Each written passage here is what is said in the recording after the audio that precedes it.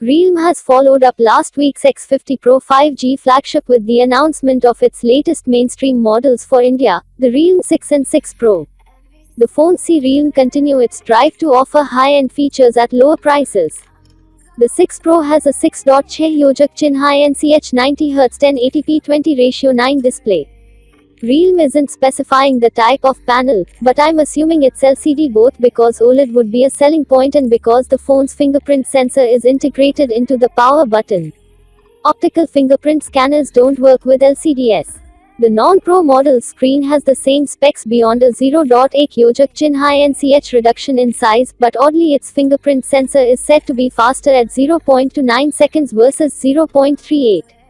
Both phones have quad camera setups on the back including 64 megapixel primary sensors, 8 megapixel ultra-wides, and 2 megapixel macro cameras. The 6 Pro has a 12 megapixel telephoto camera, however, while the regular model has a 2 megapixel monochrome sensor.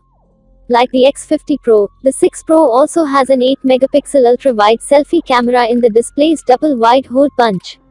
The 6 Pro has a Qualcomm Snapdragon 720G processor and the 6 has a MediaTek Helio G90T.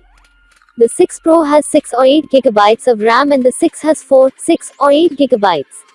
Storage on the 6 Pro goes up to 256 GB, while the 6 Max is out at 128 GB. Both phones have 4300 mAh batteries with 30W VOOC 4.0 fast charging. Realme is known for its unusual gradient finishes, and the 6 series continues that tradition.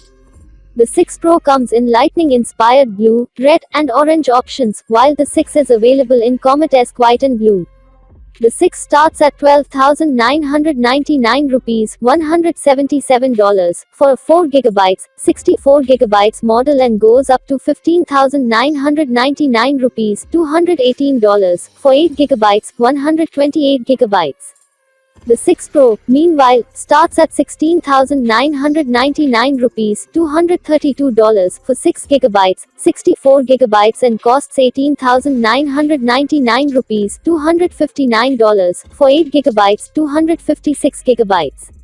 These phones aren't necessarily exciting in a vacuum, but Realme has had huge success in India with their predecessors.